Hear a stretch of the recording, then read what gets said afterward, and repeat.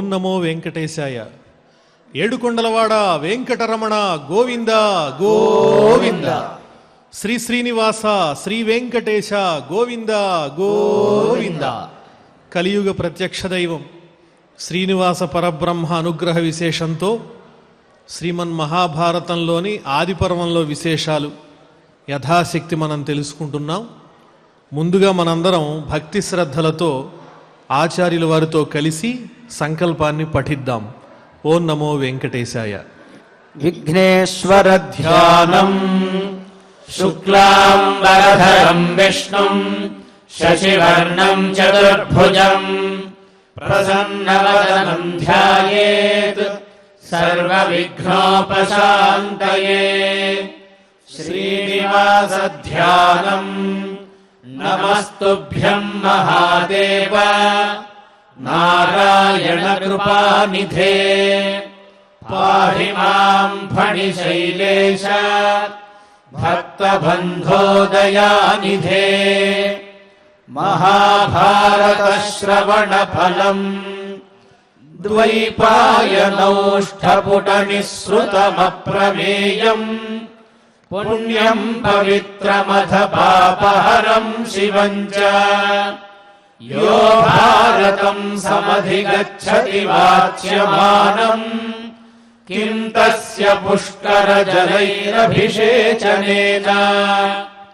అథ సంకల్పః శ్రీమదాదివరాహ క్షేత్రే విరాజమానస్య దేవదేవోత్తమస్య జగద్రక్షణార్థం అవతీర్ణస్య శ్రీమదఖిలాండకోటి బ్రహ్మాండ నాయకస్య శ్రీవేంకటేశ్వర స్వామినః అనుగ్రహ ప్రసాదేన సర్వేషాం భక్తజనానాం ఆదివ్యాధి నివృత్తి ద్వారా ఆయురారోగ్యైశ్వర్యాభివృద్ధ్యర్థం విషూచికాక్రిమిజనిత సమస్త దుష్ప్రభావ నివారణార్థం సర్వారిష్ట నివృత్తి ద్వారా సకల శ్రేయోభివృద్ధ్యర్థం ధర్మార్థ కామమోక్షాఖ్య చతుర్విధ పురుషార్థ ఫల సిద్ధ్యర్థం వాంగ్మనః కాయ ప్రవర్తిత అనేక జన్మాఘ నిబర్హణార్థం సమస్త పాపక్షయార్థం చ శ్రీమన్మహాభారతే ఆదిపర్వణి యథాశక్తి త్రయోవింశ చతుర్వింశాధ్యాయాంతర్గత శ్లోకపారాయణం ఆచార్యముఖేన కరిష్యామహే.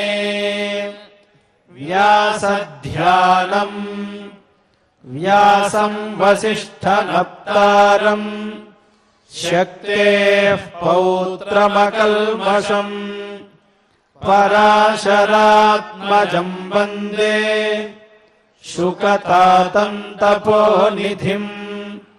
వ్యాసాయ విష్ణురూపాయ వ్యాసరూపాయ విష్ణవే నమో వై బ్రహ్మనిధయే వాసిష్ఠాయ నమో నమః. నారాయణం నమస్కృత్య నరం చైవ నరోత్తమం దేవీం సరస్వతీం వ్యాసం తతో జయముదీరయేత్.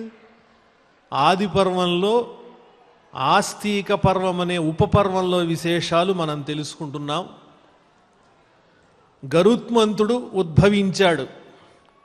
అతన్ని చూచినటువంటి దేవతలందరూ కూడా ఏమనుకున్నారంటే అగ్నిదేవుడే మనందరినీ కూడా దహించడానికి వస్తున్నాడు. ఇది అగ్నిదేవుని యొక్క రూపములలో ఇదొక విచిత్రమైనటువంటి దారుణమైన భయంకరమైన తేజో రూపము అని భ్రాంతి పడ్డారు. పడి వాళ్ళందరూ కూడా అగ్నిదేవుని దగ్గరకు వెళ్ళి ప్రార్థిస్తున్నారు. ఓ అగ్నిదేవా, నీ నుంచి ఉద్భవించినటువంటి అగ్ని మమ్మల్ని అందరినీ కూడా దహించడానికి వస్తోంది, నువ్వే రక్షించు అని ప్రార్థించారు. ప్రార్థిస్తే అప్పుడు అగ్నిదేవుడు అన్నాడు, ఓ దేవతలారా, మీరంతా కూడా భ్రమపడ్డారు. ఆ ఉద్భవించినటువంటిది నా తేజస్సు వల్ల కలిగినటువంటిది కాదు, పుట్టింది కాదు.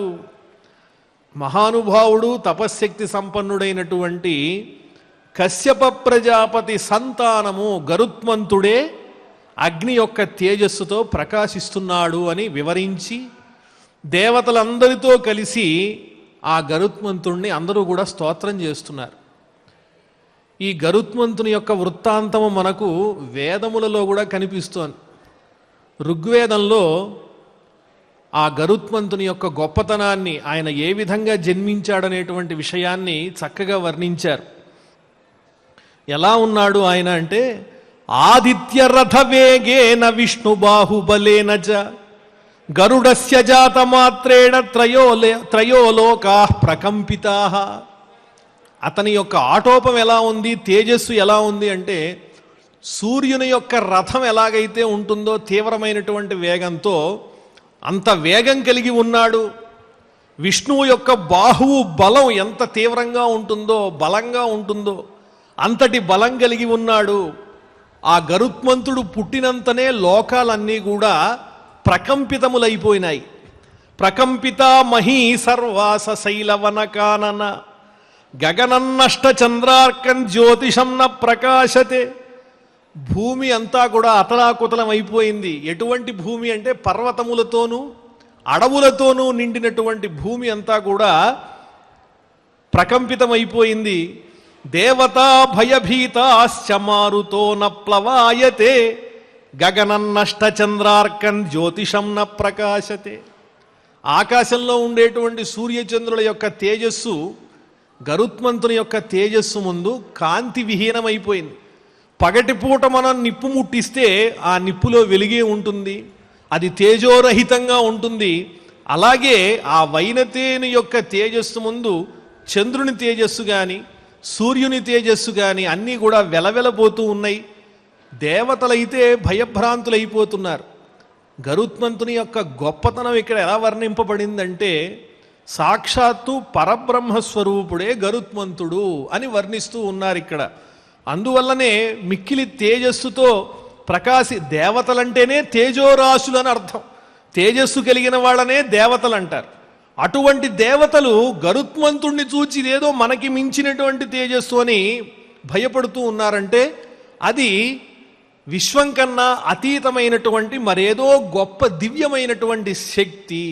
ఆ శక్తి ఎలా ఉద్భవించింది, ఎందువల్ల ఉద్భవించింది అంటే, కశ్యప ప్రజాపతి యొక్క తపస్సు ఫలంగా ఉద్భవించింది. కాబట్టి ఆ తపస్సుకున్నటువంటి దివ్యమైన శక్తి ఆ గరుత్మంతునిలో కనిపిస్తూ ఉన్నది. ఇంకొక విచిత్రం, మనం ఎవరినైతే ఉపాసన చేస్తూ ఉంటామో దైవస్వరూపాలను, ఆ దైవస్వరూపాన్ని పరమోత్కృష్టమైన పరబ్రహ్మగా మనం ఆరాధన చేయటం అనేటువంటిది ఉపాసనా పద్ధతి. ఇక్కడ గరుత్మంతుడిని ఎలా వర్ణిస్తున్నారు అంటే, సాక్షాత్తు గరుత్మంతుడు అంటే పరబ్రహ్మమే అని వర్ణిస్తున్నారు. కేవలము శ్రీ మహావిష్ణువు యొక్క వాహనంగా ఉన్నటువంటి వాడు గరుత్మంతుడని కాకుండా, గరుత్మంతుడు అంటే ఈ ప్రపంచాన్నంతా కూడా నడిపించేటువంటి పరబ్రహ్మస్వరూపుడు అనేటువంటి అంశంగా ఇక్కడ వర్ణన జరుగుతూ ఉన్నది. ఇది మనకు వేదాలలో కనిపించేటువంటిదే. నమ్మకంలో చూసామనుకోండి, యజుర్వేదంలో అందులో పరమేశ్వరుని గురించి వర్ణిస్తూ, నమస్తే అస్తు భగవన్ విశ్వేశ్వరాయ మహాదేవాయ త్ర్యంబకాయ త్రిపురాంతకాయ త్రికాగ్ని కాలాయ కాలాగ్ని రుద్రాయ నీలకంఠాయ మృత్యుంజయాయ సర్వేశ్వరాయ సదాశివాయ శ్రీమన్మహాదేవాయ నమః అని వర్ణిస్తారు. విశ్వేశ్వరాయ అంటే ఈ విశ్వానికంతటికీ కూడా ఆధారభూతమైనటువంటి ప్రభు ఎవరు అంటే పరమేశ్వరుడు అని అందులో ఉన్నటువంటి భావన. అంతేకాదు, ఎలా చెప్పాలి? అంతటా వ్యాపించి ఉన్నటువంటి పరమాత్మని మనం ఎలా వర్ణించాలి అంటే, ఆ గాలివి నీవే, అగ్నివి నీవే, ప్రాణుల రూపంలో ఉన్నటువంటి పరమాత్మవు నీవే. ఇలా ఎన్నింటిని గుర్తుపెట్టుకుని మనం చరాచరమైనటువంటి వస్తుజాతాన్ని పరమాత్మ స్వరూపంగా వర్ణించగలుగుతాం? అదే జరుగుతూ ఉన్నది ఇక్కడ కూడా. ఓ గరుత్మాన్, ఓ గరుత్మంతుడా, నీవు ఇటువంటి గొప్ప స్వరూపం కలిగినటువంటి వాడవు. లోకమంతా నీవే నిండి ఉన్నావు, నువ్వు కానిది ఈ ప్రపంచంలో ఎక్కడా లేదు అని గరుత్మంతుణ్ణి కూడా పరబ్రహ్మ స్వరూపంగా వర్ణిస్తూ ఉన్నారు. మనం పురుష సూక్తంలో చూస్తే శ్రీ మహావిష్ణువుని వర్ణిస్తూ సహస్రశీర్ష పురుష సహస్రాక్ష సహస్రపాత్ సభూమిం విశ్వతో వృత్వా అత్యతిష్ట దశాంగుళం. వేల కొలది శిరస్సులు కలిగినటువంటి వాడు, వేల కొలది పాదములు కలిగినటువంటి వాడు, బాహువులు కలిగినటువంటి వాడు, నేత్రములు కలిగినటువంటి వాడని వర్ణించడంలో అంతరార్థం ఏంటంటే, ఆయన లేని చోటు ఎక్కడా లేదు, సమస్తమైన జీవరాశి కూడా ఆయన స్వరూపమే అయి ఉన్నది అనేటువంటి భావన మనకు ఆ చక్కని వేద మంత్రములలో గోచరిస్తూ ఉన్నది. అలాగే ఇక్కడ కూడా ఏమని చెబుతూ ఉన్నారు? ఇంద్రం మిత్రం వరుణమగ్నిమాహు అధో దివ్య ససుపర్ణో గరుత్మాన్ ఏకం సద్విప్రాహ బహుధా వదంతి అగ్ని యమం మాతరిశ్వానమాహు అని ఋగ్వేదంలో వర్ణించినట్లుగా, ఒక చోట వేదములలో ఇంద్రుడే పరబ్రహ్మ, మరి ఒక చోట సూర్యభగవానుడే పరబ్రహ్మ, అదేవిధంగా వరుణదేవుడే పరబ్రహ్మ, అగ్నిదేవుడే పరబ్రహ్మ అని వీళ్ళందరి గురించి చెబుతూ గరుత్మంతుడే పరబ్రహ్మ అని గరుత్మంతుణ్ణి కూడా పరబ్రహ్మ స్వరూపంతో వర్ణించినటువంటి సందర్భాలు కనిపిస్తున్నాయి. ఏమండి, ఎందువల్ల ఇలా వర్ణిస్తున్నారు అంటే, అంతటా వ్యాపించినటువంటి ఒకే ఒక దైవ శక్తిని అనేక రకాలుగా బ్రహ్మతత్వజ్ఞానులు అందరూ కూడా ఉపాసన చేసి ఆ పరమాత్మ అనుగ్రహాన్ని పొందుతూ ఉంటారు. ఎవరికి నచ్చినటువంటి రూపాన్ని వాళ్ళు ఆరాధన చేస్తారు. నాకు శంఖచక్రములు ధరించినటువంటి వాడు, వనమాల ధరించినటువంటి వాడు, నీలమేఘశ్యాముడైనటువంటి శ్రీ మహావిష్ణువు రూపాన్ని దర్శించినప్పుడు ఒక భక్తిభావంతో నేను ఆయన్ని పరమాత్మగా స్తోత్రం చేస్తాను. మరొకరు అమ్మవారిని దర్శిస్తారు, దుర్గాదేవిని దర్శిస్తారు. వారికి ఈ జగత్తంతా కూడా ఆ తల్లి శక్తితోనే నిండి ఉన్నది అని ఆ మనస్సులో ఆ రూపాన్ని ధ్యానించినప్పుడు ఏకాగ్రత కుదురుతుంది.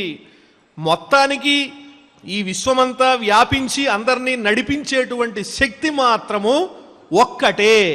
దానినే పలు రకాలుగా మనం భావన చేసి మనలో నిగ్రహాన్ని పెంపొందించుకోవడానికి మనం ప్రయత్నిస్తూ ఉంటాం. అందువల్లనే వేదాలలో ఇప్పుడు దేవతలందరూ కూడా గరుత్మంతుడిని చూచి ఏమనుకుంటున్నారు? అగ్నిదేవుడు అనుకుంటున్నారు కదా. దీనికి కూడా ప్రమాణం మనకు యజుర్వేదంలో కనిపిస్తూ ఉన్నది. సుపర్ణోసి గరుత్మాన్ దివంగచ్చ సువహ్పత. ఓ అగ్నిదేవా, నీవు గరుత్మంతుని వలె ప్రకాశిస్తూ ఉన్నావు, ఆకాశంలోకి ప్రయాణించు, స్వర్గమును గూర్చి వెళ్ళు అని చెప్పి అగ్నిదేవుణ్ణి స్తోత్రం చేస్తున్నటువంటి చక్కని మంత్రం మనకు యజుర్వేదంలో కనిపిస్తూ ఉన్నది. అంటే గరుత్మంతుని యొక్క స్వరూపం ఎలా ఉన్నదని వ్యాస మహర్షి మనకు అందించారు అంటే, ఆయన కేవలం ఒక స్తోత్రాన్ని రాయలేదు. అపౌరుషేయమైనటువంటి వేదరాశిలో మహర్షులు ఏ విధంగా అయితే దర్శించారో పరమాత్మ స్వరూపాన్ని, ఆ స్వరూపాన్ని ప్రతిపాదన చేస్తూ వేదార్థంగా మనకు ఈ స్తోత్రాన్ని అందిస్తున్నారు, గరుత్మంతుని యొక్క స్తోత్రాన్ని. ఇక్కడ గరుత్మంతుడంటే సాక్షాత్తు పరబ్రహ్మయే అని దేవతలందరూ స్తోత్రం చేస్తున్నారు. అక్కడి నుంచి మనకి ఈరోజు ప్రారంభం అవుతోంది. ఎందువల్ల అలా స్తోత్రం చేస్తున్నారంటే, దేవతలంటేనే తేజస్సు కలిగినటువంటి వాళ్ళు తమని మించినటువంటి దివ్య తేజస్సు ఎదురుకుండా ప్రకాశిస్తూ ఉంటే మరి అది అనల్పమైనది, అమోఘమైనది, దివ్యమైనది కాబట్టి ఆయన ఇలా ప్రార్థిస్తున్నారు. దేవాహ ఊచుహు త్వం ఋషిస్త్వం మహాభాగః త్వం దేవః పతగేశ్వరః త్వం ప్రభుః తపనః సూర్యః పరమేష్ఠి ప్రజాపతి. ఇవన్నీ కూడా అద్భుతమైనటువంటి చక్కని పదములతో నిండినటువంటి శ్లోకరత్నములు. ఇవన్నీ వేదార్థములే తప్ప ఇందులో మనం తీసివేయదగినటువంటి అక్షరం ఒక్కటి కూడా లేదు. త్వం ఋషిః, మంత్రములన్నింటినీ దర్శించినటువంటి వారెవరు అంటే మహర్షులే కదా. పరమేశ్వరుని ద్వారా బయటికి వ్యాప్తి చెందుతున్నటువంటి ఈ వేదములను దర్శించినటువంటి వారెవరు అంటే మహర్షులే. అటువంటి మహర్షులు ఎంత శక్తి సంపన్నులో ఆ ఋషుల యొక్క స్వరూపానివి నీవై ఉన్నావు. ప్రణవంతో కూడినటువంటి సకలమైన మంత్ర ద్రష్టలైనటువంటి మహర్షుల యొక్క స్వరూపుడవు నీవే అని మొట్టమొదటనే ఋషిస్త్వం, నీవే మహర్షివి, ఋషివి అని చెబుతున్నారు. అదేవిధంగా మహాభాగ, మహాభాగ అంటే గొప్ప భాగస్వామ్యం కలిగినటువంటి వాడవు. దేని యందు అంటే హవిర్భాగములు స్వీకరించుటయందు. హవిర్భాగములు స్వీకరించి లోకములన్నింటికీ కూడా సస్య సంపదలను అందించేవారెవరు అంటే దేవతలు కదా. ఆ దేవతలందరి వలనే నీవు కూడా హవిర్భోక్తవు, హవిస్సుని స్వీకరించేవాడవు. కాబట్టి మహాభాగ, నీవు హవిర్భోక్తవని వర్ణిస్తున్నారు. త్వం దేవ పతగేశ్వర, త్వం దేవ, ఇందాక చెప్పుకున్నాను. దేవ అంటే దైవస్వరూపుడవని అర్థం, గొప్ప తేజస్సు కలిగినటువంటి వాడవు అని దేవశబ్దానికి అర్థం. అలాగే పతగేశ్వర, పక్షులన్నింటికీ కూడా అధిపతివి నీవే, పక్షిరాజువు, ఖగరాట్ అని పిలుస్తారు గరుత్మంతుణ్ణి. అలాగే త్వం ప్రభు, ప్రభు అంటే ఎవరు అంటే ఈ ప్రపంచం అంతా ఎలా ఉంది అంటే చేతనాత్మకంగా ఉంది. కదిలేవి ఉన్నాయి, కదలనవి ఉన్నాయి. అంటే స్థావర జంగమమయమైనటువంటిది ఈ విశ్వమంతా కూడా. పర్వతాలు, వనాలు ఇవన్నీ కూడా స్థావర రూపమైనటువంటి పరమాత్మ స్వరూపమైతే, ఇంకా మానవులు, ప్రాణులు, మిగిలినటువంటి కదిలే జీవరాశులు ఏవైతే ఉన్నాయో అవన్నీ జంగమ స్వరూపమైనటువంటి పరమాత్మ స్వరూపాలు.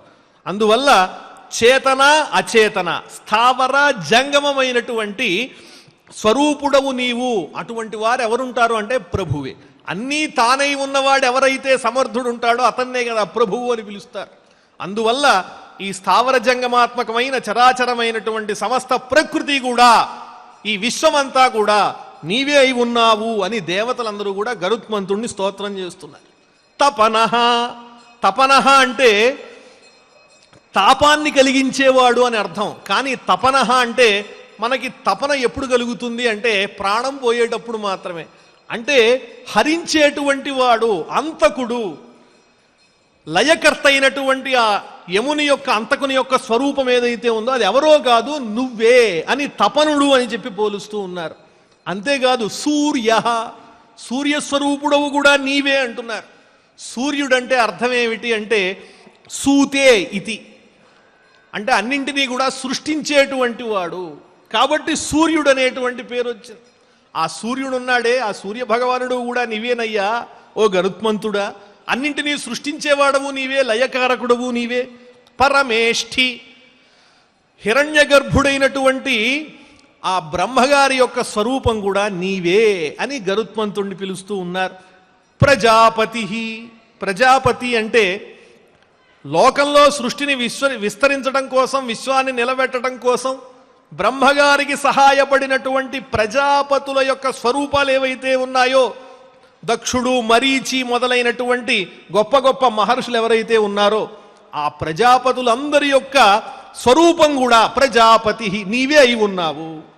అంతేకాదు ఇంద్ర, దేవతలందరికీ అధిపతి అయినటువంటి దేవేంద్రుడంటే ఎవరో కాదయ్యా ఓ గరుత్మంతుడా, నీవే ఇంద్రస్వరూపుడవై ఉన్నావు. అంతేకాదు హయముఖ, హయగ్రీవ స్వరూపుడవై ఉన్నావు. త్వమింద్రస్త్వం హయముఖస్త్వం శర్వస్త్వం జగత్పతి, త్వం ముఖం పద్మజో విప్రః త్వమగ్ని పవనస్తథా. త్వమింద్ర, నీవే ఇంద్రుడవు. త్వం హయముఖ, నీవే హయగ్రీవ స్వరూపుడైనటువంటి శ్రీ మహావిష్ణు స్వరూపుడవు నీవే అని వర్ణన చేస్తూ ఉన్నారు. అంతేకాదు త్వం శర్వ, శర్వుడు అంటే పరమేశ్వరుడు, ఈశ్వరుడు. ఆ ఈశ్వరుని యొక్క స్వరూపం కూడా నీవే అయి ఉన్నావన్నారు.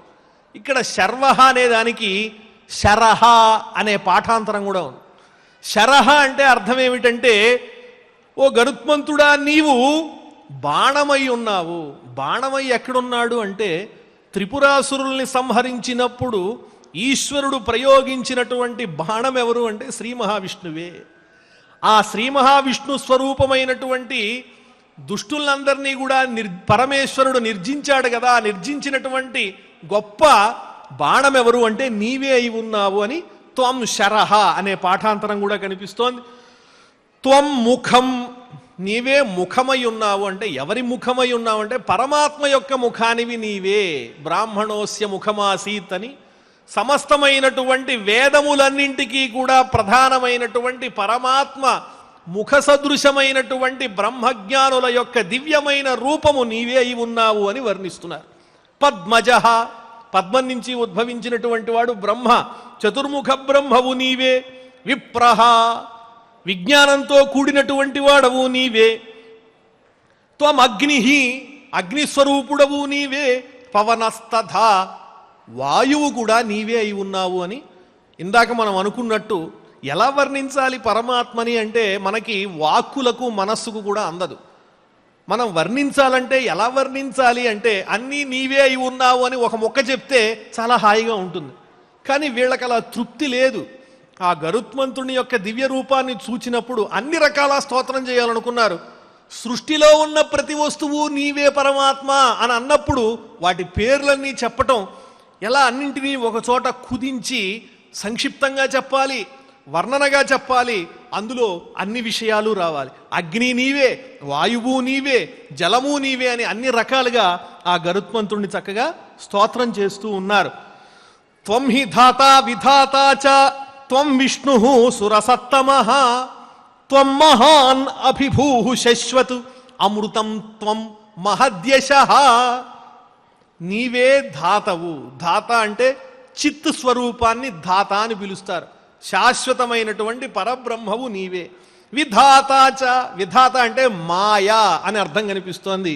అచిత్తు అయినటువంటి మాయ కూడా నీ ద్వారా ప్రకాశింపబడుతూ ఉన్నది కాబట్టి అది కూడా నీవే. త్వం విష్ణు సురసత్తమః, నీవే శ్రీ మహావిష్ణు స్వరూపుడవై ఉన్నావు. సురసత్తమః, దేవతలందరికీ కూడా అధిపతివి నీవే అయి ఉన్నావు. త్వం మహాన్, చాలా గొప్పవాడివయ్యా నీవు. నీ గొప్పతనాన్ని అంతా ఇంత అని మేము వర్ణించలేము. అనిర్వచనీయమైనటువంటి నీ గొప్ప లక్షణాలన్నీ కూడా పామరులమైన మేము యథాశక్తి చెప్పే ప్రయత్నం చేస్తున్నాం. అభిభూః, అంతటా వ్యాపించి ఉన్నటువంటి వాడవు నీవే. శశ్వత్ అభిభూః అమృతం త్వం మహద్యశః. శశ్వత్ అమృతం, ఎల్లప్పుడూ కూడా అమృతమయమైన దివ్యమైనటువంటి నశించనటువంటి దివ్య స్వరూపం కలిగినటువంటి వాడవు. త్వం మహద్యశః, గొప్ప కీర్తి కలిగినటువంటి వాడవు నీవే. నీకన్నా కీర్తి గలవాళ్ళు ఈ ప్రపంచంలో ఎవరూ లేరు. త్వం ప్రభా త్వమభిప్రేతం త్వం నస్త్రాణం అనుత్తమం బలోర్మిమాన్ సాధుః అదీన సత్వః సమృద్ధిమాన్ దుర్విషహస్త్వమేవ. త్వం ప్రభ, గొప్ప తేజోరాశివి నీవేనయ్యా. సూర్యాదుల్లో ఉండేటువంటి గొప్ప తేజస్సు నీవే అయి ఉన్నావు.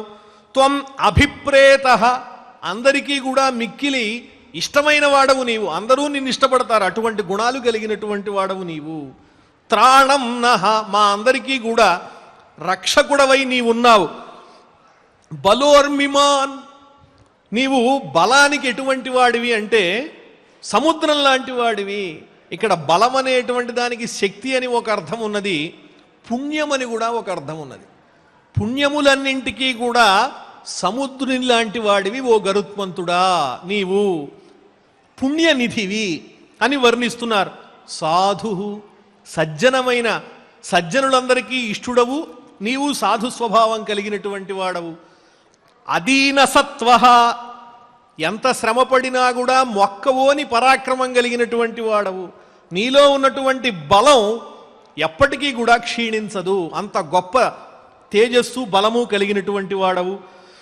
సమృద్ధిమాన్, ఐశ్వర్యవంతుడవు. ఐశ్వర్యం అంటే కేవలం సంపదలని కాదు, తల్లిదండ్రుల యొక్క విశేషమైనటువంటి అనుగ్రహాన్ని పొందినటువంటి వాడవు.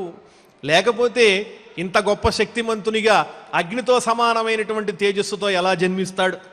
దుర్విషహ, దుర్విషహ అంటే యుద్ధరంగంలో ఎదుటి వాళ్ళు నీ పరాక్రమాన్ని భరించలేరు, అంత గొప్ప పరాక్రమం కలిగినటువంటి వాడవు. బలోర్మిమాన్ సాధు అదీన సత్వ సమృద్ధిమాన్ దుర్విష త్వమేవ. ఇంత గొప్పవాడివయ్యా నీవు అని వర్ణిస్తూ త్వత్తశ్రుతం సర్వమహీన కీర్తే యనాగతం చోపగతం చ సర్వం త్వముత్తమ సర్వమిదం చరాచరంగభస్తిభిః భానురివావ భాససే. త్వత్తః శృతం సర్వం, అంతా కూడా నీ నుంచే ఉద్భవించిందయ్యా. అహీన కీర్తే, ఏమాత్రము తక్కువగానటువంటి కీర్తి కలిగినటువంటి వాడా అని వర్ణన చేస్తూ ఉన్నారు. అంతేకాదు అనాగతం ఉపగతంచ, భూత భవిష్యత్ వర్తమానములన్నింటికీ కూడా ఆధారభూతుడమైనటువంటి వాడవు నీవే అని వర్ణన చేస్తున్నారు. త్వముత్తమః సర్వమిదం చరాచరం, ఉత్తమోత్తముడవైనటువంటి నీవు ఈ చరాచర జగత్తునంతటినీ కూడా, సూర్య భగవానుడు ఏ రకంగా అయితే లోకాన్ని తన కిరణములతో ప్రకాశింపజేస్తూ ఉంటాడో ఆ విధంగా అతని తేజస్సుని తిరస్కరిస్తూ అంతగా గొప్పదైనటువంటి దివ్య తేజస్సుతో ఈ లోకాన్ని ప్రకాశింపచేయగలిగినటువంటి వాడవు నీవే. సూర్యుని యొక్క కిరణములు తేజస్సు నీ ముందు వెలవెలబోతూ ఉంటాయి అని వర్ణిస్తున్నారు. సమాక్షిపన్ భానుమత ప్రభాముహు త్వమంతక సర్వమిదం ధ్రువాధ్రువం దివాకర పరికుపితో యథా దహేత్ ప్రజాస్తథా దహసి హుతాశన ప్రభా. సూర్య భగవానుని యొక్క తేజస్సు చాలా గొప్పగా ఉంటుంది, లోకాలన్నింటినీ ప్రకాశింపజేస్తూ ఉంటుంది. ఎటువంటి లోకాన్ని ప్రకాశింపజేస్తుంది అంటే, దివ్యలోకాల్లోనూ సూర్యుని కిరణాలు ఉంటాయి, మన లోకాల్లోనూ సూర్యుని కిరణాలు ప్రసరిస్తూ ఉంటాయి. అన్ని లోకములను ప్రకాశింపజేయగలిగేటువంటి శక్తి సంపన్నుడైతే ఆయన, నీవు కూడా సూర్య భగవానుడు ప్రళయకాలంలో కోపిస్తే ఏ విధంగా అతని తేజస్సు లోకాలన్నింటినీ కూడా దహించి వేస్తుందో అంతటి గొప్పదైనటువంటి, అగ్నిని మించినటువంటి, సూర్యుని అతిశయించినటువంటి దివ్య తేజస్సుతో ప్రకాశించేటువంటి వాడవు నీవు. నీ ముందు సూర్య తేజస్సు కానీ అగ్ని తేజస్సు కానీ ఏ విధంగానూ కూడా అధికము కాదు. ప్రళయకాలంలో ఉండే సూర్యుని తేజస్సునే మించిపోయినటువంటి శక్తి నీ తేజస్సు. భయంకర ప్రళయ ఇవ అగ్నిరుత్థితో వినాశయన్ యుగ పరివర్తనాంతకృత్. ప్రళయాన్ని సృష్టించేది ఎవరంటే నీవే. యుగములన్నీ మారినప్పుడు వచ్చేటువంటి అనేక రకములైన ఉత్పాతములు ఏవైతే ఉన్నాయో అగ్ని వల్ల, సూర్యుని వల్ల ఒక్కొక్కసారి ఒక్కొక్క రకమైనటువంటి ప్రళయం ఏర్పడుతూ ఉంటుంది. అలాగా ఆ ప్రళయకాలంలో జరిగేటువంటి సమస్తమైనటువంటి హరణకు, నాశమునకు కూడా ప్రధాన కారకుడవు నీవే ఉన్నావు. యుగాలన్నీ కూడా నీ శక్తి వల్లనే మారుతూ ఉన్నాయి. అటువంటి ఓ గరుత్మంతుడా, ఇంతకన్నా గొప్పగా నీ దివ్య రూపాన్ని మేము ఏ విధంగా వర్ణించగలం?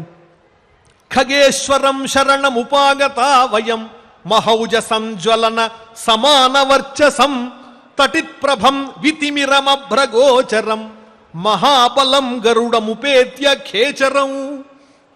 పక్షులన్నింటికీ కూడా పతివైనటువంటి నిన్ను మేమంతా కూడా చేరుకున్నామయ్యా. మహౌజసం, గొప్ప తేజస్సు కలిగిన వాడా. జ్వలన సమాన వర్చసం, అంటే చెప్పిన వర్ణనలే మళ్ళీ వస్తూ ఉంటాయి. మనకు కూడా శరీరం పులకించినప్పుడు భగవంతుడి ముందు నుంచుంటే చెప్పిందే చెప్పకుండా ఎలా వర్ణించగలుగుతాం? ఆ ఆనందంలో మనలోంచి వచ్చేటువంటి వాక్యాల్లో పునరావృతం అవుతూనే ఉంటుంది. అలాగే ఇక్కడ కూడా దేవతలు మైమరచిపోయి గరుత్మంతుని యొక్క దివ్య తేజస్సుని వర్ణిస్తున్నారు. నాయనా, నీవు అగ్నితో సమానమైన తేజస్సు కలిగినటువంటి వాడవు. తటిత్ ప్రభం, మెరుపుతో సమానమైన కాంతి కలిగినటువంటి వాడవు. వితిమిరం అభ్రగోచరం, చీకట్లన్నింటినీ కూడా పటాపంచలు చేసేటువంటి గొప్ప కాంతి కలిగినటువంటి వాడవు. ఆకాశమునందు సంచరించేవాడవు, ఆకాశంలోనే కనిపిస్తూ ఉంటావు నీవు, అంత చక్కగా విహరిస్తూ ఉంటావు, గొప్ప బలం కలిగినటువంటి వాడవు అని వీళ్ళందరూ కూడా ఆ గరుత్మంతుణ్ణి ఎంతో శ్రద్ధాసక్తులతో ప్రార్థన చేస్తూ ఉన్నారు. పరావరం వరదమజయ్య విక్రమం తవౌజసా సర్వమిదం ప్రతాపితం జగత్ప్రభో తప్త సువర్ణవర్చస త్వం పాహి సర్వాంశ్చ సురాన్ మహాత్మనః. నీవెటువంటి వాడవో తెలుసావో గరుత్మంతుడా? పరావరం, అటు సూక్ష్మమైనటువంటి దేహాన్ని ధరించగలవు, ఉత్కృష్టమైనటువంటి గొప్ప దేహాన్ని ధరించగలవు. అణోరణీయాన్ మహతో మహీయాన్ అన్నట్లు అత్యల్పమైన, అల్పం అంటే ఇక్కడ తక్కువని కాదు, అణువు కన్నా సూక్ష్మమైనటువంటి రూపాన్ని ధరించగలవు. అదేవిధంగా అందరికన్నా గొప్పదైనటువంటి తేజోవంతమైన దివ్యమైన విశ్వరూపాన్ని కూడా ధరించగలవు. అంత గొప్పవాడివి నీవు. కోరినటువంటి వరాలు ఇచ్చేటువంటి వాడవు. ఎవరి చేత కూడా జయింపబడని, ఎవరి వల్ల ఓడింప శక్యము కానటువంటి గొప్ప ప్రభావము పరాక్రమము కలిగినటువంటి వాడవు. నీ తేజస్సుతోనే ఈ విశ్వమంతా కూడా నిండి ఉన్నదయ్యా. ఎటువంటిది నీ తేజస్సు అంటే తప్త సువర్ణవర్చస, పుటం పెట్టినటువంటి స్వచ్ఛమైనటువంటి బంగారంతో సమానమైనటువంటి తేజస్సు కలిగినటువంటి వాడవు నీవు. త్వం పాహి, నీవే మాకు రక్షకుడవు. ఓ గరుత్మంతుడా, నీవు అగ్నితో సమానమైన తేజస్సుతో ఉన్నావు. నీ తేజస్సును తెలుసుకోవడం మా వల్ల కావట్లేదు. కాబట్టి నీవే మమ్మల్ని అందరినీ కూడా సర్వాంశ్చ సురాన్ మహాత్మనః, మేమంతా గొప్పవాళ్ళం అనుకుంటున్నాం కదా, పరాక్రమం కలిగిన వాళ్ళం అనుకుంటున్నాం కదా, మనకన్నా గొప్పవాళ్ళు కనిపించేదాకా మనకేమనిపిస్తుందంటే మనమే గొప్ప అనుకుంటాం. బావిలో ఉన్నటువంటి జంతువులు బయటికి రానంత వరకు ఈ బావే ఈ సృష్టిలో అన్నిటికన్నా గొప్పది, లోతైనది, విశాలమైనది అనుకుంటాయి. అదే నదిలోకి వచ్చాయి అనుకోండి, అబ్బో ఎప్పుడూ చూడని విషయాన్ని మనం చూస్తున్నామని ఆశ్చర్యపోతాయి. అలాగే దేవతలకు కూడా ఈ గరుత్మంతుని యొక్క దివ్య రూపం అనేది ఒక కనువిప్పును కలిగిస్తోంది. ఎలాగా అంటే, మేమంతా సామాన్యులు, ఇంతవరకు మేమేదో అన్నిటినీ నిర్మించేవాళ్ళం, నడిపించేవాళ్ళం అనుకున్నాం. కాదు కాదు, ఇదేదో దివ్యమైన తేజస్సు పుట్టుకొచ్చింది, ఇది అద్భుతంగా ఉంది అని చెప్పి ఆ గరుత్మంతుడిని చూచి వీళ్ళంతా కూడా మైమరచి స్తోత్రం చేస్తూ, నువ్వే మమ్మల్ని రక్షించాలి, మమ్మల్ని అందరినీ రక్షించవలసినటువంటి వాడవు నీవే అని చెప్పి ఆయన స్తోత్రం చేస్తున్నారు. భయాన్వితా నభసి విమానగామినః విమానిత విపథగతిం ప్రయాంతితే ఋషేస్సుతస్త్వమసి దయావతః ప్రభో మహాత్మనః ఖగవర కశ్యపస్యః. నాయనా, నువ్విలా పెద్ద దేహాన్ని ధరించి పైదాకా వ్యాపించి అగ్నిలా ప్రకాశిస్తూ ఉంటే ఆకాశంలో సంచరించేటువంటి గంధర్వాది దేవతలు ఉన్నారు. వాళ్ళు విమానాల్లో వెడుతూ ఉంటారు. వాళ్ళకి ఆకాశంలో అడ్డు లేదు, అదుపు లేదు. అడ్డు లేకుండా వేగంగా వెళ్ళిపోతుంటే నీ దివ్య రూపం పైదాకా వ్యాపించేసరికి ఇదేమిటి అద్భుతమైన శక్తి ఏదో అడ్డొచ్చిందని వాళ్ళ విమానాల యొక్క దారి కాస్త మళ్లింపబడుతోంది. ఆ విమానాలన్నీ కూలిపోతూ ఉన్నాయి. వాళ్ళందరినీ భయపెట్టకయ్యా, నీ దివ్యమైనటువంటి తేజస్సుతో ఆకాశంలో విహరించేటువంటి దేవతలంతా వాళ్ళ విమానాల్ని నియంత్రణ చేయలేకపోతూ ఉన్నారు. ఎందువల్ల అంటే, నువ్వు గొప్పవాడైనటువంటి కశ్యప ప్రజాపతి కుమారుడు అయ్యావు కాబట్టి నీలో పరాక్రమం ఎంతుందో దయాగుణం కూడా అంతే ఉంటుంది. ఆ దయను మాకు ప్రసరింపజేయవలసినది, నీ దయ వల్ల మేమంతా కూడా రక్షింపబడేటట్లు అనుగ్రహించవలసినది. కాబట్టి ఓ పక్షివరా, ఓ ఖగరాట్, ఓ గరుత్మంతుడా, మమ్మల్ని అందరినీ కూడా రక్షించవలసినది. సమాకృత కురు జయతో దయాం పరాం త్వమీశ్వరః ప్రసమముపైః పాహినః మహాశని స్ఫురిత సమస్వనేనతే దిశోంబరం త్రిదివమియంచ మేదిని. నీవు ఉద్భవించంగానే అత్యద్భుతమైనటువంటి విషయాలన్నీ కూడా జరుగుతూ ఉన్నాయి. నీవు ఎట్టి పరిస్థితుల్లోనూ కోపించద్దు. ఈ లోకాన్నంతా కూడా దయతో చూడయ్యా. ఓ పరబ్రహ్మస్వరూపుడా, నీవే ఈశ్వరుడవయ్యా. నీవు శాంతి కలిగి ఉంటేనే లోకాలన్నీ ప్రశాంతంగా ఉంటాయి. మహాదారుణమైనటువంటి పిడుగుపాటుకు, పిడుగు పడితే ఏ విధమైనటువంటి శబ్దం వస్తుందో, ఇప్పుడు నువ్వు అరుస్తూ ఉంటే ఆ వచ్చేటువంటి శబ్దం కూడా అంత దారుణంగా ఉంది. మేమంతా కూడా వినలేకపోతున్నాం. మా యందు దయ ఉంచి నీ దివ్య రూపాన్ని ఉపసంహరించుకుని మమ్మల్ని అందరినీ కూడా రక్షించవలసినది. దిక్కులు, ఆకాశము, ముల్లోకములు ఇవన్నీ కూడా నీవు చేసేటువంటి ధ్వని వల్ల ప్రతిధ్వనిస్తూ ఉన్నాయి. కాబట్టి నీ ఉగ్రత్వాన్ని తగ్గించి మా అందరి యందు కూడా ప్రశాంతతను కలిగి ఉండవయ్యా. చలంతినః ఖగ హృదయాని చానిశం నిగృహ్యతాం వపురిదమగ్ని సన్నిభం తవద్యుతిం కుపిత కృతాంత సన్నిభం నిశమ్య నశ్చలతి మనోవ్యవస్థితం. మా హృదయాలన్నీ కూడా ప్రశాంతత లేకుండా తడబడుతూ ఉన్నాయి, కంపిస్తూ ఉన్నాయి ఎల్లప్పుడూ కూడా. ఎందువల్ల అంటే ఆనాడు హనుమ చూపినటువంటి దివ్యమైనటువంటి విశ్వరూపంలాగా ఉంది. ఇది కూడా అంత అద్భుతంగా ఉన్నది సుందరకాండలో. అంత దివ్యమైనటువంటి తేజోరూపాన్ని మేము దర్శించలేకపోతున్నాం. శ్రీకృష్ణ పరమాత్మ అర్జునునకు చూపించినటువంటి దివ్య రూపంలా ప్రకాశిస్తూ ఉన్నది. ఈ దివ్య రూపాన్ని మేము చూడలేం. అర్జునుడు అన్నాడుగా, కిరీటనం గదినం చక్రహస్తం. ఈ దారుణమైనటువంటి విశ్వరూపాన్ని నేను చూడలేకపోతున్నాను. కిరీటాన్ని ధరించి శంఖచక్రాలు ధరించిన దివ్యమంగళ విగ్రహంతో మాకు దర్శనమియ్యని ఆయన కోరినట్లుగా ఇక్కడ దేవతలు కూడా అగ్ని తేజస్సుతో ప్రకాశిస్తున్నటువంటి గరుత్మంతుణ్ణి ప్రార్థిస్తున్నారు. నీ ఉగ్ర రూపాన్ని ఉపసంహరించుకోవలసినది.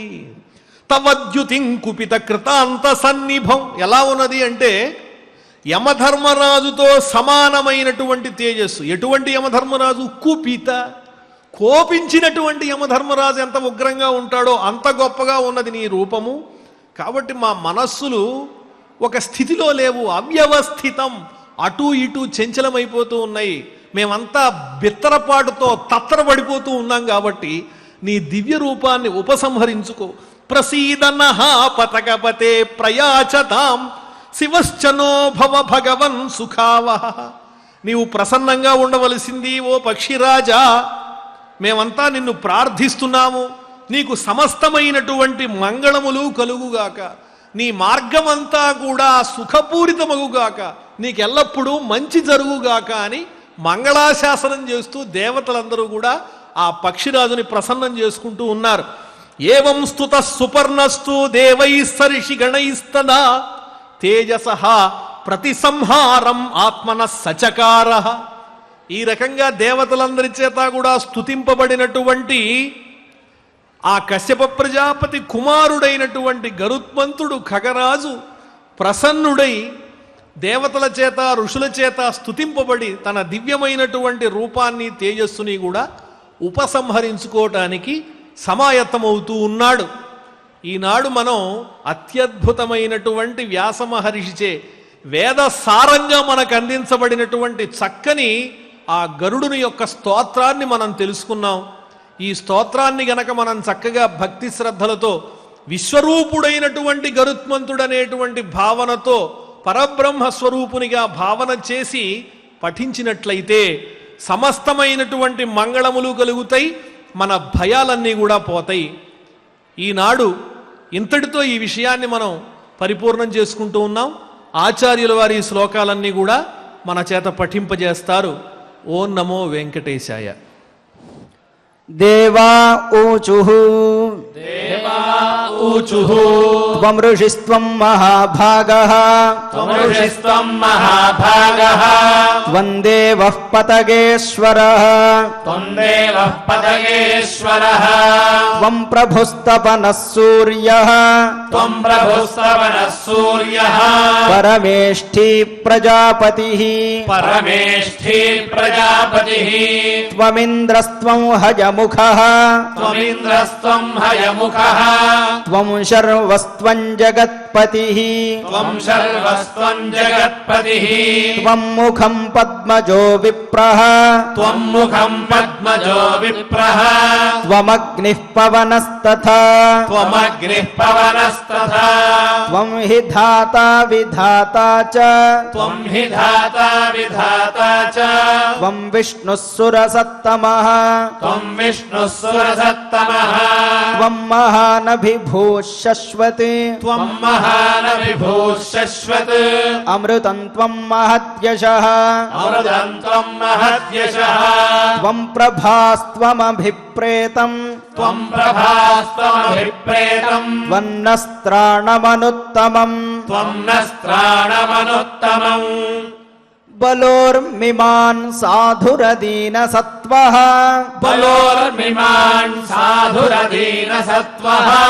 సమృద్ధిమాన్ దుర్విషహస్త్వమేవ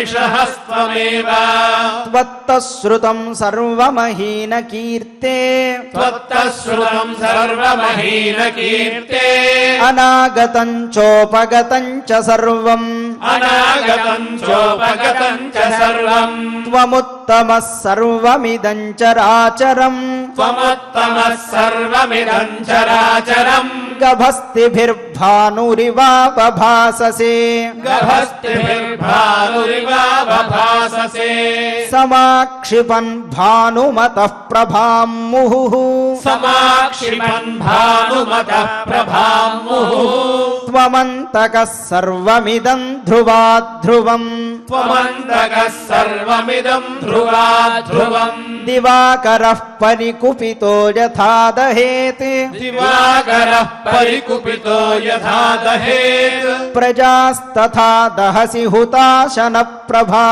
प्रजास्तथा दहसि हुताशनप्रभा भयङ्करः प्रलय इवाग्निरुत्थितः भयङ्करः प्रलय इवाग्निरुत्थितः विनाशयन् युगपरिवर्तनान्तकृति विनाशयन् युगपरिवर्तनान्तकृत् खगेश्वरं शरणमुपागता वयम् खगेश्वरं शरणमुपागता वयम् महौजसं ज्वलनसमानवर्चसं महौजसं ज्वलनसमानवर्चसम् तडित्प्रभं वितिमिरमभ्रगोचरम् तडित्प्रभं वितिमिरमभ्रगोचरम् महाबलं गरुडमुपेत्य खेचरम् महाबलं गरुडमुपेत्य खेचरम् परावरं वरदमजय्य विक्रमम् परावरं वरदमजय्य विक्रमम् तवौजसा सर्वमिदं प्रतापितम् तवौजसा सर्वमिदं प्रतापितम् जगत्प्रभो तप्तसुवर्णवर्चसा जगत्प्रभो तप्तसुवर्णवर्चसा त्वं पाहि सर्वांश्च सुरान् महात्मनः त्वं पाहि सर्वांश्च सुरान् महात्मनः भयान्विता नभसि विमानगामिनः भयान्विता नभसि विमानगामिनः विमानिता विपथगतिं प्रजान्ति ते विमानिता विपथगतिं प्रयान्ति ते ऋषे सुतस्त्वमसि दयावतः प्रभो ऋषे सुतस्त्वमसि दयावतः प्रभो महात्मनः खगवरकश्यपस्यः महात्मनः खगवरकश्यपस्यः समाक्रुधः कुरु जगतो दयां पराम् समाक्रुधः कुरु जगतो दयां पराम् त्वमीश्वरः प्रशममुपैः पाहि नः त्वमीश्वरः प्रशममुपैः पाहि नः महाशनिस्फुरितसमन्वनेन ते महाशनिस्फुरितसमस्वनेन ते दिशोऽम्बरं त्रिदिवमियं च मेदिनी दिशोऽम्बरं त्रिदिवमियं च मेदिनी चलन्ति नः खगहृदयानि चानिशम् चलन्ति नः खगहृदयानि चानिशम् निगृह्यतां वपुरिदमग्निसन्निभम् निगृह्यतां वपुरिदमग्निसन्निभम् तव द्युतिं कुपितकृतान्तसन्निभाम् तव द्युतिं कुपितकृतान्तसन्निभाम् निशम्यनश्चलति मनो व्यवस्थितम् निशम्य नश्चलति मनो व्यवस्थितम् प्रसीद नः पतगपते प्रजाचताम् प्रसीद नः पतगपते प्रयाचताम् शिवश्च नो भव भगवन् सुखावहः शिवश्च नो भव भगवन् सुखावहः एवं स्तुतः सुपर्णस्तु एवं स्तुतः सुपर्णस्तु देवैः सर्षिगणैस्तदा देवैः सर्षिगणैस्तदा तेजसः प्रतिसंहारम् తేజసః ప్రతిసంహారం ఆత్మనః సచకారః ఆత్మనః సచకారః ఇతి శ్రీమహాభారతే శ్రీమహాభారతే ఆదిపర్వణి ఆస్తికపర్వణి ఆస్తికపర్వణి సౌపర్ణే సౌపర్ణే త్రయోవింశోऽధ్యాయः త్రయోవింశోऽధ్యాయः. ఆచార్యుల వారు చక్కగా మనందరి చేత పారాయణ చేయించారు. భక్తి శ్రద్ధలతో మనం పారాయణ చేశాం. ఇప్పుడు విదుర నీతి అనేటువంటి అంశాన్ని అందిస్తారు. శ్రద్ధాసక్తులతో ఆ అంశాన్ని శ్రవణం చేసి పరమాత్మ అనుగ్రహానికి పాత్రులమవుదాం. ఓం నమో వెంకటేశాయ. శ్రీ వెంకటేశాయ నమః. నమోస్తుతే వ్యాస విశాల బుద్ధే. విశాల బుద్ధి అయిన వ్యాసుల వారికి, ధర్మస్వరూపులైన విదురుల వారికి నమస్కారం చేసుకుంటూ ఈనాటితో మనం విదుర నీతి అనేటువంటి అంశాన్ని పరిపూర్ణంగా గావించుకుంటున్నాం. దేశకాలాదుల రీత్యా కొన్ని విషయాల్ని ప్రస్తావించకపోయినప్పటికీ కూడా జనసామాన్యానికి అందరికీ పనికొచ్చేటువంటి విషయాల్ని చాలా చాలా తెలుసుకున్నాం.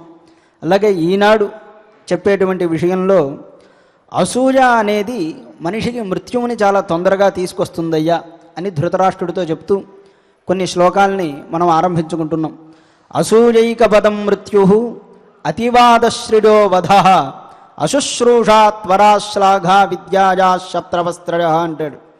మనిషికి అసూయ ఒక్క అంగలో సమీపించే మృత్యువు అంటాడు. ఎలాగా అంటే ఒకసారి మనం భారత కథా విశేషాన్ని పరిశీలన చేస్తే పాండవుల పట్ల అసూయ వల్లనే కదా దుర్యోధనుడికి మృత్యు అనేది సంభవించింది. ఆ విషయాన్ని వ్యంగ్యంగా చెప్తూ ఈ మాట అక్కడ ప్రయోగం చేశారు విదురుల వారు. ఆ తర్వాత అతివాదశ్రిడో వధ, ఎక్కువగా మనిషి మాట్లాడటం అంటే తన సంపదని తానే చంపుకోవడం అయ్యా అన్నాడు. అలాగే మాట్లాడాల్సిన చోట మాట్లాడకపోవడం కూడా తన సంపదని తాను చంపుకోవడమే. అశుశ్రూషా త్వరాశ్లాఘ విద్యాజా శత్రవస్త్ర అన్నారు. శత్రువులు మనిషికి 3 శత్రువులు ఉంటాయ్యా. చదువుని చంపేటువంటి శత్రువులు 3 ఉంటాయి. అశుశ్రూష, గురువుకి శుశ్రూష చెయ్యకుండా విద్యను నేర్చుకోవడం ఒకటైతే, గురు శుశ్రూష చెయ్యకపోవడం, శ్రోతమిచ్చా శుశ్రూష కదా, సదా కొత్త కొత్త విషయాలు వింటూ ఉండాలి, అలా వినకపోవడం, తొందరపడి పని చెయ్యడం, శ్లాఘ అంటే అశుశ్రూష త్వరాశ్లాఘ అంటే తనని తాను ఎక్కువగా పొగుడుకోవడం. ఈ 3 కూడా విద్యకి శత్రువులు ఉన్నారు. వీటిని విడిచిపెట్టడం వల్ల జ్ఞానం నిత్యం వృద్ధి పొందుతుంది అని చెప్పారు. ఇందులో ఇంకో మాట కూడా ఉంది. తనని తాను స్తుతి చేసుకోవడం అంటే తన పట్ల తనకొక అభిజాత్యం ఉంటుంది. అవతల వాడు చెప్తే మనం వినేదేంటి అని. అలాంటి వాడు ఎప్పుడు కూడా చదువులో కానీ ఏదైనా రంగంలో కానీ రాణించలేడు. ఎందుకంటే కొత్త భావాన్ని తాను ఎప్పుడూ యాక్సెప్ట్ చేయలేడు. కొత్తగా ఏదైనా వచ్చిందంటే మనకంటే అది తక్కువదనే భావంతో ఉంటాడు. దానివల్ల ఎప్పుడు కూడా బయట నుంచి ఏ విషయాన్ని స్వీకరించకపోవడం అనేది జరుగుతుంది. ఇది కూడా విద్యకి ఎదుగుదలకి శత్రువు అని చెప్పారు. ఆ తర్వాత ఏవేవి ఉంటే వేటిని చంపేస్తాయి మనిషిలో అనే విషయాన్ని ప్రస్తావిస్తూ ఆశాధృతిం హంతి, ఆశ అనేది మనిషిలో ధృతిని పోగొడుతుందయ్యా, చంపేస్తుంది అంటాడు. ధృతి అంటే ధైర్యం. ధైర్యం అంటే కత్తి పట్టుకుని ఒకటి మీదకి వెళ్ళడం అని కాదు. ఇంత పూర్వం కూడా మనం చాలాసార్లు చెప్పుకున్నాం. ధృతి, ఆశ అనేది ధృతిని చంపుతుంది. అంటే మీరు ఒక దారిలో వెళ్తూ ఉన్నారనుకోండి, మీకు 1 కోటి రూపాయలు ఉన్న బ్యాగు అక్కడ పడేసి కనిపించింది. అది తీసుకోవాలి అనేటువంటి ఆశ మీలో ఉన్న ధర్మనిష్ట అనే ధృతిని చంపేస్తుంది. అది తీసుకోకూడదన్న విషయం మీకు తెలుసు, కానీ దాని మీద ఆశ కలిగినప్పుడు ఏమవుతుంది, మనం ఒక పద్ధతిలో వెళ్తూ ఉంటాం నిగ్రహంతో, ధర్మ మార్గంలో. ఆ ధర్మంలో నిలబడడం అనే ధృతిని ఈ ఆశ చంపేస్తుందయ్యా అని ధృతరాష్ట్రుడికి అంటూ ఉంటాడు. ఎందుకు ఆ మాట చెప్పడం అంటే ధృతరాష్ట్రుడు అదే పరిస్థితుల్లో ఉన్నాడు. రాజ్యం మీద ఆశ, పుత్రుల మీద మోహం, ఈ రెండిటి మధ్యలో కొడుకుల మీద వ్యామోహంతో వాళ్ళ పాండవుల రాజ్యం వాళ్ళకి ఇవ్వాలి అనేటువంటి అంశాన్ని మర్చిపోయాడు గనక ఇలా గుర్తు చేస్తున్నాడు. ఆశా ధృతిం హంతి సమృద్ధిమంతక, సమృద్ధి అని ఏది అనుకుంటున్నామో దాన్నంతా యముడు చంపేస్తాడయ్యా అంటున్నాడు. సమృద్ధి అంటే పుత్రపౌత్రాదులు ధనధాన్యాదులు ఉంటాయే, వీటన్నిటినీ నువ్వెంత రక్షించుకున్నా కూడా యముడు చంపేస్తాడయ్యా. క్రోధశ్రియం హంతి, కోపం అనేది శ్రేయస్సును చంపేస్తుంది. దుర్యోధనుడే అందుకు ఉదాహరణగా మనం భారతంలో చూడవచ్చు. యశః కదర్యత, కదర్యత అంటే లోభం చేత కీర్తి చంపివేయబడుతుంది అంటున్నారు. ఆ తర్వాత అపాలనం హంతి పశుంశ్చ రాజన్. అపాలనం హంతి, పశువుల్ని చూడకపోతే చాలా తొందరగా క్షయమైపోతాయి అని చెప్తున్నారు. ఏకక్రుద్ధో బ్రాహ్మణో హంతి రాష్ట్రం అంటాడు. కోపించినటువంటి తపస్వి బ్రాహ్మడు అయినటువంటి వాడు రాష్ట్రం మొత్తాన్ని సర్వనాశనం చేస్తాడయ్యా అన్నాడు. ఉదాహరణ కావాలంటే మనం చాణక్యుడినే తీసుకోవచ్చు. ఆ తర్వాత విద్యార్థికి 7 లక్షణాలు దోషాలుగా చెప్తారయ్యా, వీటిని ఉంచకూడదు అంటారు. అంటే ప్రయత్నపూర్వకంగా విద్యార్థి అనేవాడు వీటిని విడిచిపెట్టాలి అంటాడు. ఆలస్యం, పనిని ఆలస్యంగా చేయడం. ఎప్పుడో చదవాల్సింది ఇప్పుడే చదివేలా ఉండాలి, కానీ ఇప్పుడు చదవాల్సింది ఎప్పుడో చదువుకుందాం అనేలా ఉండకూడదు అంటారు. అది ఆలస్యం. మదమోహౌచ, మదం, ఎవడు చెప్తున్నా సరే వినకపోవడం అనేది ఒకటైతే, మోహం, కూడని వస్తువుల పట్ల విపరీతమైన వ్యామోహం. మోహం అనే పదానికి ఒకటే గుర్తు, ధర్మాన్ని తప్పి మనం దానికోసం వెంపర్లాడుతూ ఉంటాం, అదే మోహం. ఇలాంటి మోహం వల్ల చదువు నష్టపోతారయ్యా అంటారు. చాపలం, ఎప్పుడూ ఒక పని మీద ఉండరు, నిరంతరం ఏదో ఒక పనిని ఆకాంక్షిస్తూ చేయాల్సిన దాన్ని మర్చిపోతూ ఉంటారు. గోష్ఠి, వ్యర్థమైనటువంటి కబుర్లు. ఈనాడు ఇదే చాలా ఎక్కువగా ఉంటుంది కదా, మనుషుల మధ్యలో కాకపోయినా ఫేస్బుక్లు, యూట్యూబ్లు, ఇంకా వాట్సాప్లు అలా అలా అంటూ ఒక విద్యార్థి దశలో విలువైన కాలం అంతా కూడా మనం నష్టపోయేది దీనివల్లే. దీన్నే గోష్ఠి అంటాం. పనికిరాని చర్చ, దానివల్ల మొత్తం పోతూ ఉంటుంది అయ్యా సమయం అన్నారు. స్తబ్దత, ఏది నేర్చుకోవాలన్నా మళ్ళీ చూసుకుందాంలే అనే భావం. అతిమానిత్వం, వాడు చెప్తే నేను వినేదేంటి అనే భావం, దీనివల్ల నష్టపోతారంటాడు. తథా అత్యాగిత్వమేవచ, లోభం, దీనివల్ల కూడా సంస్కారం అనేది మనసులో అబ్బదు అంటారు. ఏతేవై సప్తదోషాస్యు సదా విద్యార్థినాం మతాః. ఈ 7 దోషాలని విద్యార్థులు విడిచిపెట్టాలి అన్నారు. చదువు రాకపోవడం అనేది ఏమీ ఉండదండి. నిజంగా అభ్యాసం వల్ల సాధనాత్ సాధ్యతే సర్వం అనే ఎవరైనా కూడా చెప్తారు. సాధన చేస్తే రానిదంటూ ఉండదు. ఒక విద్యలో నిష్ణాతుడు అవ్వాలి అని కూర్చుంటే నిజంగా భగవంతుడు దారి చూపిస్తాడు. ఆ తపన మనకి లేదు కాబట్టే అది రాదు. రావాలంటే ఏం చేయాలి? ముందు ఇష్టమైన దాన్ని ఎన్నుకోవాలి. ఇష్టమైన దాన్ని ఎన్నుకున్న తర్వాత దానికోసం తీవ్రమైన పరిశ్రమ చేయాలి. ఒకప్పుడంటే కొన్ని నిర్బంధాలు ఉండేవేమో, కానీ ఈనాడు అసలు సమాజంలో ఆ నిర్బంధాలు లేవు. తనకి ఏది ఇష్టమో దాన్ని ఎంచుకుని తదేకంగా దానికోసం తపించడం వల్ల అది పట్టుబడుతుంది అంటాడు. అందుకే కృష్ణ పరమాత్ముడు గీతలో చెప్పిన మాట, అసంశడం మహాబాహో మనోదుర్నిగ్రహం చలం అభ్యాసేన కౌంతేన వైరాగ్యేణ చ గృహ్యతే అంటాడు కదా.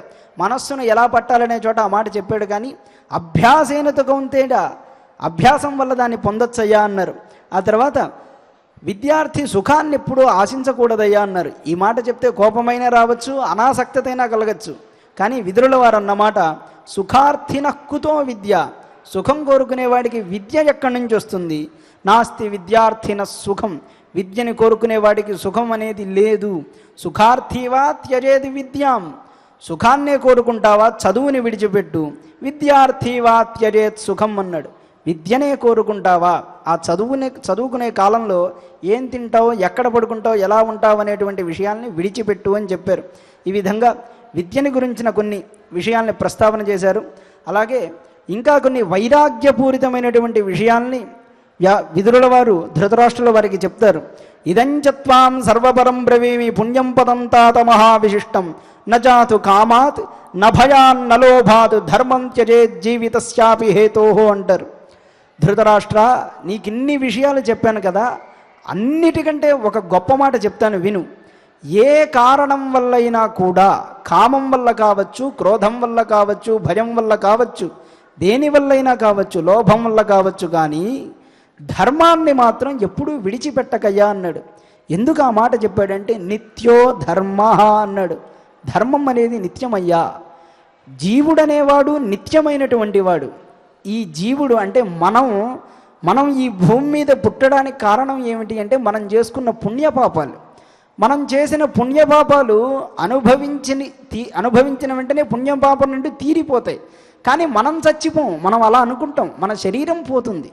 మనం ఇక్కడికి రావడానికి కారణమైన పుణ్యపాపాలు అయిపోయిన వెంటనే మనం శరీరాన్ని విడిచిపెట్టి వెళ్ళిపోతాం. కానీ మనతో పాటు ధర్మం అనేది ఎప్పుడూ ఉంటుందయ్యా.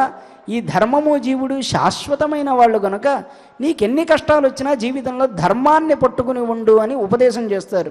చేసి ఇంకా ఒక మాట చెప్తారు, మహాబలాన్ పశ్య, నీకంటే బలవంతులైన గొప్ప వాళ్ళందరినీ ఒకసారి చూడు, రాజులందరినీ. వాళ్ళందరూ మహానుభావులు కదా, భూమినంతా చాలా కాలం ఏలారు. అయినప్పటికీ గతాన్ నరేంద్రాన్ వశమంతకస్య, యముడికి వశమై ఇక్కడి నుంచి వెళ్ళిపోయారు కదా. ఇలాంటి వాటి కోసం ధర్మాన్ని తప్పుతావా? కనుక ధర్మాన్ని తప్పకుండా పాండవులకు ఇవ్వవలసినటువంటి భాగాన్ని యథావిధిగా ఇవ్వు అని చెప్తాడు.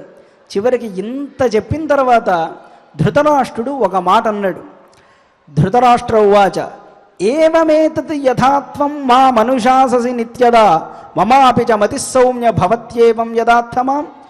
విదురా, నువ్వు నాకు సదా ఉపదేశం చేస్తూ ఉన్నావు కదా, కానీ నేను ఒక మాట అంటానయ్యా, సాధుబుద్ధి కృతాస్యేనం పాండవాన్ ప్రతిమే సదా. నువ్వు చెప్పినట్టే నాకు పాండవులకి రాజ్యం ఇవ్వాలని అనిపిస్తుంది, కానీ దుర్యోధనం సమాసాత్య పునర్విపరివర్తతే. దుర్యోధనుడితో నేను ఒక్కసారి మాట్లాడగానే నా బుద్ధంతా మారిపోతుందయ్యా. ఏ ప్రాణికైనా ఏ ప్రాణి విషయంలోనైనా దైవం అనేది చాలా బలంగా ఉంటుందయ్యా, నేనేం చెయ్యను అన్నాడు. ఇంత విన్న తర్వాత నిజానికి అబ్బా కొడుకులు ఇద్దరిది ఒకే బుద్ధి అన్న విషయం మనకి ఇక్కడ తెలుస్తుంది.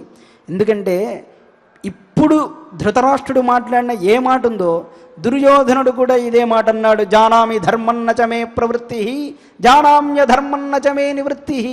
నాకు ధర్మం ఏంటో తెలుసయ్యా, కానీ దాని పట్ల నాకు శ్రద్ధ కలగట్లేదు. అధర్మం ఏమిటో నాకు తెలుసు, దాన్ని విడువలేకపోతున్నాను. ఎందుకు అంటే పాండవుల పట్ల అసూయ. అదే కారణం కదా. ఈ అసూయ ఎక్కడి నుంచి వచ్చింది? గాంధారి నుంచి వచ్చింది. కుంతికి ముందే కొడుకులు పుట్టారని గర్భాన్ని పగలగొట్టుకుంది కదా, అప్పుడు పుట్టారు కదా వీళ్ళందరూ. అందుకే శాస్త్రంలో ఒక మాట ఉంది, సుశీలో మాతృపుణ్యేన పితృపుణ్యేన చాతురః.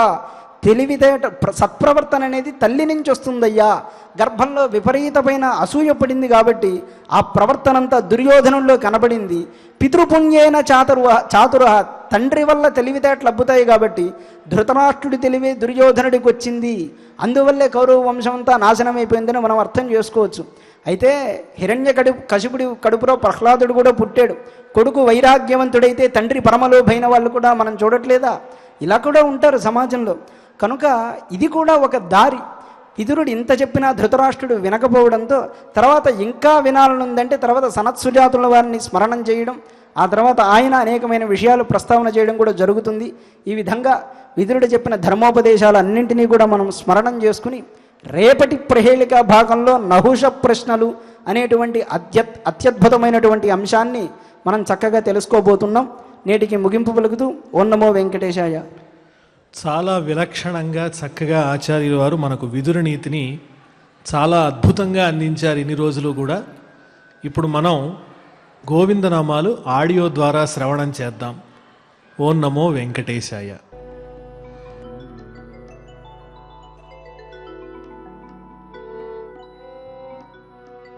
శ్రీనివాస గోవింద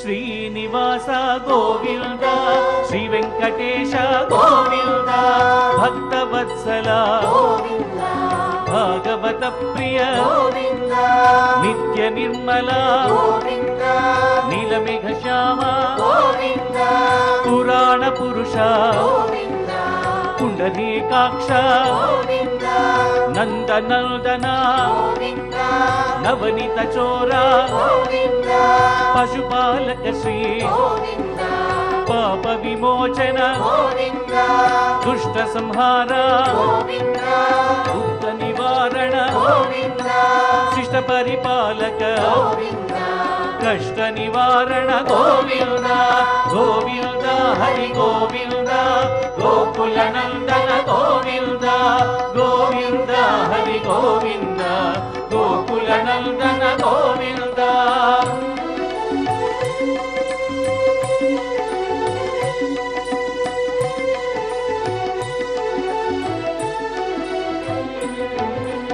వజ్రమకుటధర వరాహమూర్తి గోపీజనలోల గోవర్ధనోద్ధార దశరథ నందన దశముఖమర్దన పక్షి వాహన పాండవ ప్రియ మత్స్య కూర్మ మధుసూదన హరి వరాహ నరసింహ వామన భృగురామ బలరామానుజ బౌద్ధ కల్కిధర వేణుగాన ప్రియ వెంకటరమణ గోవింద గోవింద హరి గోవింద గోకుల నందన గోవింద గోవింద హరి గోవింద గోకుల నందన గోవింద.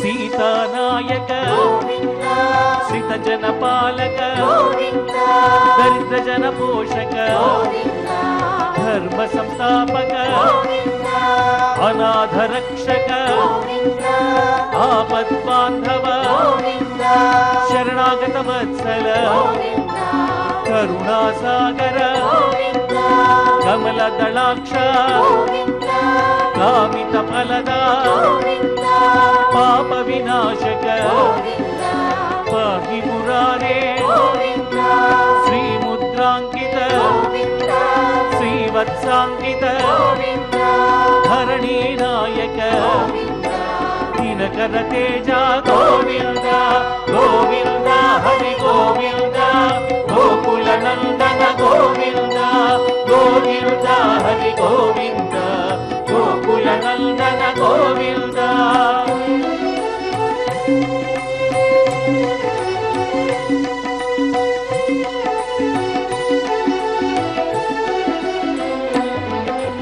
పద్మావతి ప్రియ ప్రసన్నమూర్తి అభయహస్త అక్షయ వరద శంఖ చక్రధర శాంగ గదాధర విరజాతీర్థస విరోధి మర్ధన సాలగ్రామధర సహస్రనామ లక్ష్మీ వల్లభ లక్ష్మణాగ్రజ కస్తూరి తిలక కాంచనాంబర్ధర గరుడ వాహన గజరాజ రక్షక గోవింద గోవింద హరి గోవింద గోకుల నందన గోవింద గోవింద హరి గోవింద గోకుల నందన గోవింద.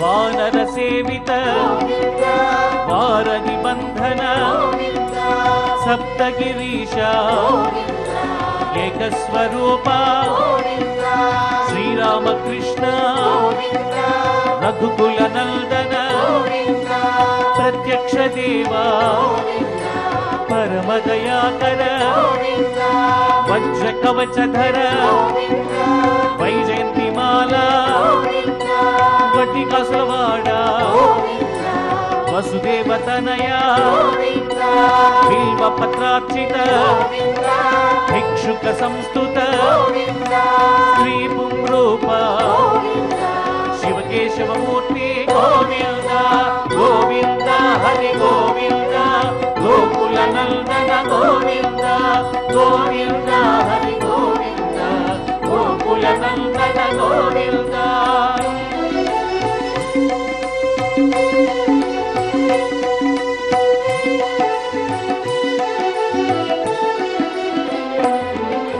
బ్రహ్మాండ రూప భక్త రక్షక నిత్య కళ్యాణ నీరజనాభ హరి రామ ప్రియ హరి సర్వోత్తమ జనార్దన మూర్తి జగత్ సాక్షి రూప అభిషేక ప్రియ ఆపన్నివారణ రత్న కిరీట రామానుజనుత స్వయం ప్రకాశ ఆశ్రిత పక్ష నిత్య శుభప్రద నిఖిల లోకేశ గోవింద గోవింద హరి గోవింద గోకుల నందన గోవింద గోవింద హరి గోవింద గోకుల నందన గోవింద.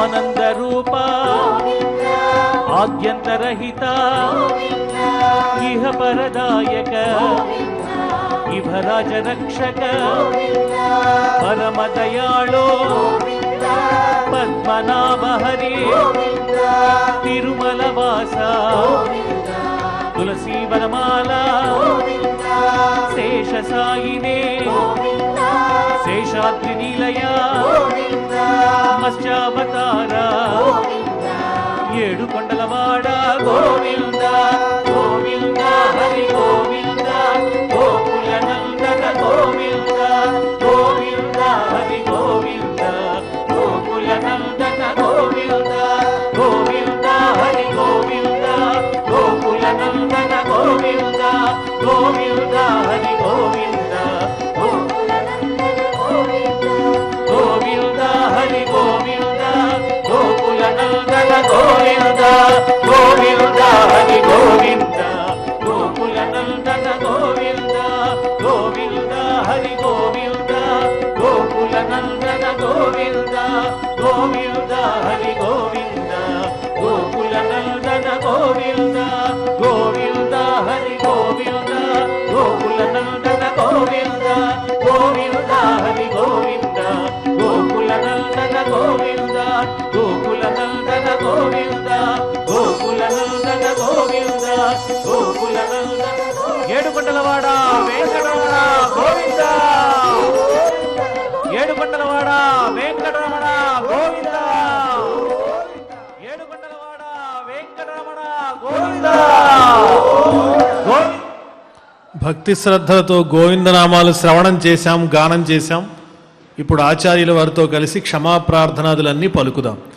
అథ క్షమా ప్రార్థనా యదక్షరపదభ్రష్టం మాత్రాహీనం చ యద్భవేత్ తత్సర్వం క్షమ్యతాం దేవ నారాయణ నమోऽस्तुते.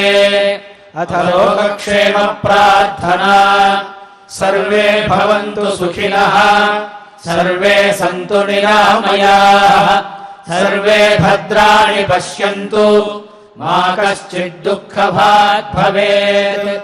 అథ భగవత్ సమర్పణం కాయేన వాచా మనసేంద్రియైర్వా బుద్ధ్యాత్మనా వా ప్రకృతే స్వభావాత్ కరోమి యద్యత్ సకలం పరస్మై నారాయణాయేతి సమర్పయామి.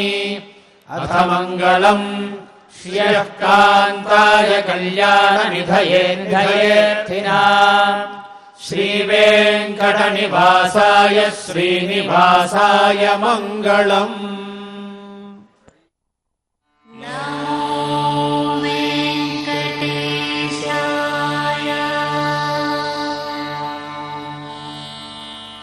ఓం